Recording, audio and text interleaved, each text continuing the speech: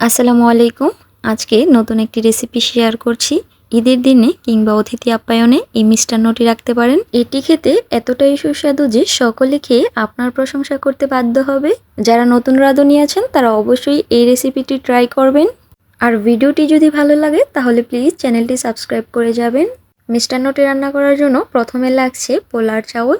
এখানে আমি 2 মুঠের মতো নিয়েছি। আর সাথে নিচ্ছি 2 মুঠ পরিমাণের সাবুদানা। 1 লিটার দুধের জন্য পরিমাণে 2 মুঠ করেই নিয়েছি।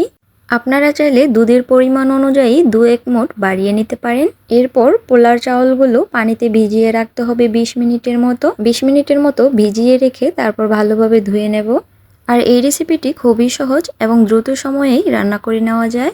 আর এখানে নিয়েছি অল্প পরিমাণে খেজুরের গুড়, সাথে অল্প একটু পানি দিয়ে ভালোভাবে জাল করে নিতে হবে। খেজুরের গুড়টা অবশ্যই দিতে হবে, এটা ছাড়া কোনোভাবেই ভালো লাগবে না খেতে। মিষ্টান্নের আসল স্বাদটাই আসবে খেজুরের গুড় আর পোলার চাউল থেকে। এটা কিছুক্ষণ জাল করে নামিয়ে ঠান্ডা করে নিতে হবে। আর এদিকে একটি হাঁড়িতে দিয়ে দিচ্ছি 1 লিটার পরিমাণের গরুর দুধ। এরপর মিডিয়াম আঁচে একটু নেড়েচেড়ে বলক তুলে নিতে হবে।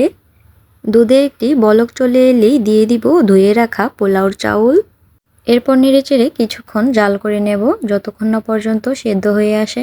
এর সাথে আমি কোনো গরম মশলা অ্যাড করছি না।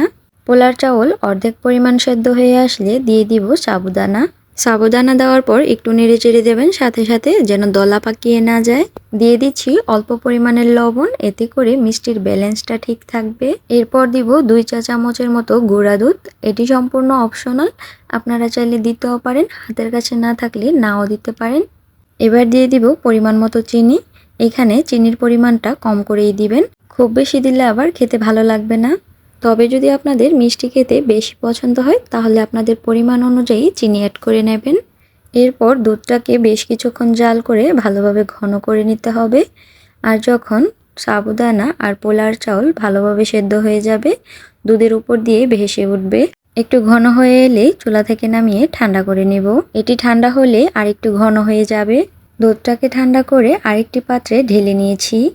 এবার একটু সৌন্দর্য আনার জন্য এর উপর খেজুর চিকন করে কেটে ছড়িয়ে দিচ্ছি। আর সাথে কিছু বাদাম কুচি করে নিয়েছি, সেগুলোও ছড়িয়ে দিচ্ছি। সবশেষে দিয়ে দিব জাল করে রাখা খেজুরের গুড়। এটা সবার লাস্টে দেওয়ার কারণ হলো অনেক সময় কাঁচা দুধ জাল করার ক্ষেত্রে খেজুরের গুড় দিলে দুধটা ফেটে যায়। আবার সবার লাস্টে খেজুরের গুড় দেওয়ার ফলে এর গ্রানটাও অটুট থাকে। এরপর আপনার পছন্দ অনুযায়ী পরিবেশন করে নিতে পারেন খেজুর, বাদাম, কিশমিশ এগুলো দিয়ে। অবশ্যই এই রেসিপিটি ঈদে কিংবা অতিথি আপ্যায়নে ট্রাই করবেন আর কমেন্ট করে জানাবেন কেমন হয়েছে। আজকের মতো এই পর্যন্তই, সবাই ভালো থাকবেন। আসসালামু আলাইকুম।